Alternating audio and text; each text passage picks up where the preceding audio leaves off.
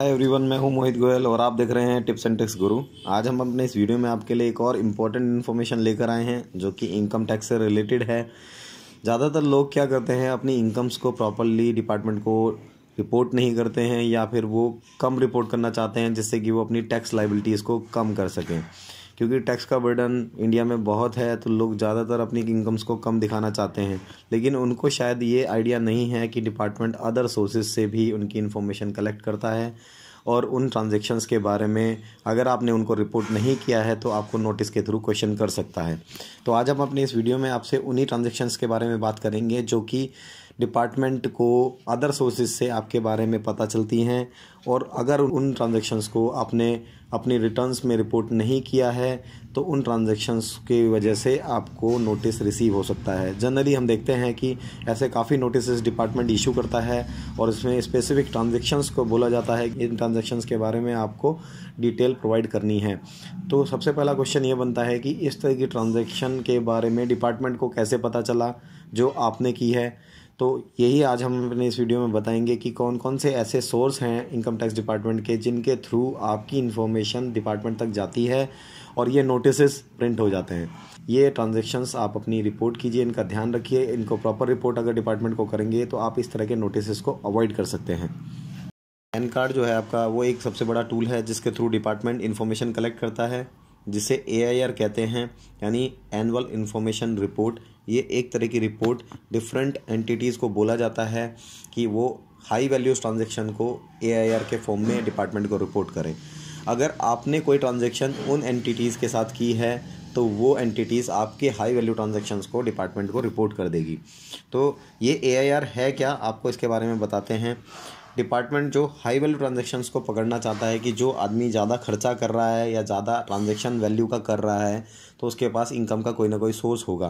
तो इस तरह की हाई वैल्यू ट्रांजैक्शंस को वो पकड़ना चाहता है, क्योंकि टैक्स एवेडर्स, जो लोग टैक्स नहीं दे रहे हैं, टैक्स जमा नहीं कर रहे हैं, उनको डिपार्टमेंट को पकड़ने का एक तरीका है कि उनकी हाई वैल्यू एक्सपेंसेस ट्रांजैक्शंस को पकड़ा जाए। तो किस तरह की वो ट्रांजैक्शन है जिनको डिपार्टमेंट ट्रैक करना चाहता है और कौन कौन सी ऐसी एंटिटी हैं जो इस तरह की रिपोर्ट डिपार्टमेंट को देती हैं। तो सबसे पहले कैश डिपॉजिट की रिपोर्ट आपकी जाती है। सबसे पहला ट्रांजैक्शन बैंक के साथ होता है। तो बैंक में अगर आपका कोई सेविंग अकाउंट है और आपने उसमें 1 साल के अंदर 10 लाख रुपए या उससे ज़्यादा का कैश डिपॉजिट किया है तो आपके पास नोटिस आ सकता है। दूसरा सोर्स जो है उसका CC अकाउंट है। CC अकाउंट में अगर आपने 1 साल के अंदर 50 लाख रुपए या उससे ज़्यादा का डिपॉजिट या विड्रॉल किया है तो ये इन्फॉर्मेशन AIR के थ्रू बैंक डिपार्टमेंट को देगा। इसी में थोड़ा सा चेंज किया गया था जब नोटबंदी का समय था उस टाइम पे, तो 9 नवंबर से 30 दिसंबर के बीच में इन लिमिट्स को चेंज किया गया था। तो इस डेट के बीच में जो 9 नवंबर और 30 दिसंबर के बीच में जो ट्रांजैक्शन हुई उसमें सेविंग अकाउंट के लिए जो लिमिट है वो 2.5 लाख रुपए एक आदमी के बैंक अकाउंट में अगर जमा होता है तो उसकी इन्फॉर्मेशन बैंक को डिपार्टमेंट को देनी है। और ऐसे ही CC अकाउंट की लिमिट 50 लाख से घटा के यहाँ इस पीरियड के लिए 12.5 लाख रुपए कर दी गई थी। तो इस तरह के जितने भी डिपॉजिट इस बीच में हुए थे जो 12.5 लाख रुपए या उससे ज़्यादा या 2.5 लाख रुपए उससे ज़्यादा के हैं, सबकी डिटेल डिपार्टमेंट के पास है कि किस किस ने कितना रुपया जमा किया है। अगर आप कोई इमूवेबल प्रॉपर्टी खरीदते हैं जिसकी कीमत 30 लाख रुपए से ज़्यादा है तो रजिस्ट्रार जो है उसकी इन्फॉर्मेशन AIR में इनकम टैक्स डिपार्टमेंट को भेजेगा। तो यहाँ ध्यान रखने वाली बात है कि अगर 30 लाख रुपये से ज़्यादा की कोई रजिस्ट्री हो रही है तो उनकी इन्फॉर्मेशन ऑलरेडी डिपार्टमेंट को रजिस्ट्रार को भेजनी ही है। तो इसको भी आपको ध्यान रखना है। 30 लाख से कम के लिए ये इन्फॉर्मेशन जाती नहीं है। उसके बाद एक और जो सोर्स है वो म्यूचुअल फंड है। अगर आप कोई 2 लाख रुपए से ज़्यादा के म्यूचुअल फंड खरीदते हैं तो म्यूचुअल फंड कंपनी को आपकी इन्फॉर्मेशन डिपार्टमेंट को देनी पड़ती है। उसके साथ साथ अगर किसी कंपनी के आपने शेयर परचेज़ किए हैं, वो 1 लाख रुपए से ज़्यादा के शेयर आपने परचेज़ किए हैं, तो उस कंपनी को आपके ट्रांजैक्शन के बारे में इनकम टैक्स डिपार्टमेंट को बताना पड़ेगा। साथ साथ क्रेडिट कार्ड कंपनी को भी इन्फॉर्मेशन शेयर करनी है आपकी ट्रांजैक्शन की। अगर आप पूरे साल में 2 लाख रुपए या उससे ज़्यादा की कोई ट्रांजैक्शन करते हैं 1 साल के अंदर क्रेडिट कार्ड से, तो वो क्रेडिट कार्ड कंपनी को AIR के थ्रू इनकम टैक्स डिपार्टमेंट को आपकी इन्फॉर्मेशन शेयर करनी पड़ेगी ट्रांजैक्शन की। तो इसीलिए दोस्तों एक चीज़ कई बार हो जाती है कि आप किसी और के लिए खर्च करते हैं अपने क्रेडिट कार्ड से, और वो स्पेंडिंग कभी कभी शादी के टाइम पे आपने शॉपिंग करा दी किसी फ्रेंड को, तो उस टाइम पे वो शॉपिंग की ट्रांजैक्शन अगर 2 लाख रुपये से ज़्यादा की हो जाती है और आपकी इनकम उतनी नहीं है तो नोटिस आपको मिल सकता है। तो इतना ध्यान रखना है आपको कि ये ट्रांजैक्शंस रिपोर्ट होती हैं डिपार्टमेंट के पास। अगर आप अपनी हाई वैल्यू ट्रांजैक्शंस के बारे में जानना चाहते हैं जो कि डिपार्टमेंट में रिपोर्ट हो चुकी हैं, तो इसके लिए एक डिपार्टमेंट ने सेक्शन दिया हुआ है जो आपका फॉर्म 26AS है, जिसमें आपकी TDS की जानकारी आती हैं। तो उसके अंदर ही उसी फॉर्म में पार्ट ई है जो 26AS का है, वहाँ पर आपकी हाई वैल्यू ट्रांजैक्शंस की रिपोर्टिंग ऑलरेडी दी गई है। तो आप अपनी हाई वैल्यू ट्रांजैक्शंस को वहाँ चेक कर सकते हैं कि कौन कौन सी ट्रांजैक्शंस आपकी रिपोर्ट हुई हैं। इसके साथ साथ बहुत सारी ऐसी ट्रांजैक्शंस हैं जो AIR के अंदर नहीं जाती हैं, बट आपका पैन कार्ड वहाँ पर बहुत मैंडेटरी है। जैसे कि आप कोई बैंक अकाउंट खुलवाने जाते हैं तो वहाँ आपका पैन कार्ड देना ज़रूरी है। अगर कोई आप डीमैट अकाउंट खुलवाते हैं तो वहाँ पे भी पैन कार्ड की ज़रूरत होती है। कोई क्रेडिट कार्ड अगर आप ले रहे हैं तो वहाँ भी पैन कार्ड रिपोर्ट होता है।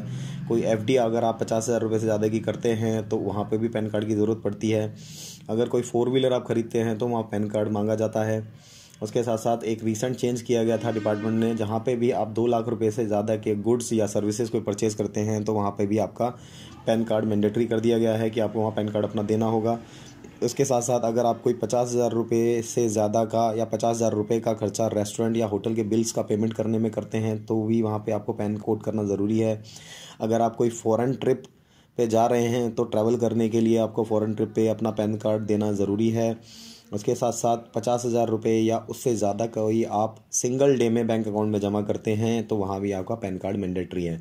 तो इस तरह से जब आप अपना पैन कोड करते हैं तो वो सारी ट्रांजैक्शंस डिपार्टमेंट को रिपोर्ट हो चुकी होती हैं या हो सकती हैं, क्योंकि आपने अपना पैन कार्ड कोड किया हुआ है। तो इन सारी चीज़ों को ध्यान में रखना है और उसी के हिसाब से आपको अपनी रिटर्न्स फाइल करनी है।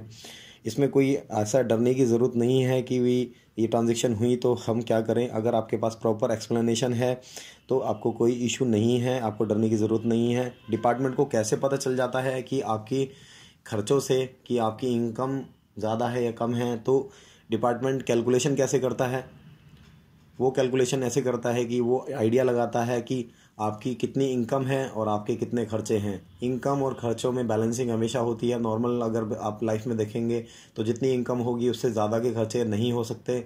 तो जहाँ भी डिपार्टमेंट को मेजर मिसमैच नज़र आता है, आपकी इनकम जो आपने रिपोर्ट की है और जो आपके खर्चे वहाँ पे हाई वैल्यूज़ में आ रहे हैं, तो आपको एक नोटिस रिसीव हो सकता है कि आपकी इनकम रिपोर्टेड जो है उससे खर्चे ज़्यादा लग रहे हैं। तो एक एक्सप्लेनेशन आपसे मांगा जा सकता है।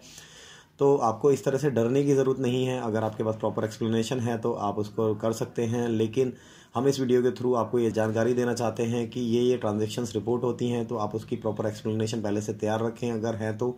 ये वीडियो उन लोगों के लिए नहीं है कि हम उसको एनकरेज कर रहे हैं कि आप अपने टैक्स को कैसे अवॉइड करें, बट ये उन लोगों के लिए है जो इनोसेंट टैक्स पेयर हैं, जो लोग इन ट्रांजैक्शन के बारे में जानते नहीं हैं और गलती से इस तरह के नोटिस आ जाते हैं और उन्हें परेशानी होती है। तो नियम को बताना हमारी जिम्मेदारी है।